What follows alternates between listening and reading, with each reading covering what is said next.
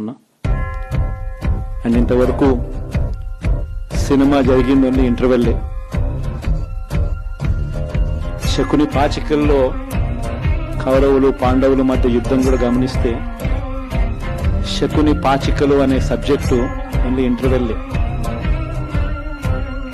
ఇప్పుడు శ్రీకృష్ణుడు సమక్షంలోనే జరుగుతుంది. శ్రీకృష్ణుడు ఉండగానే పాండవులు ఓడిపోతారు.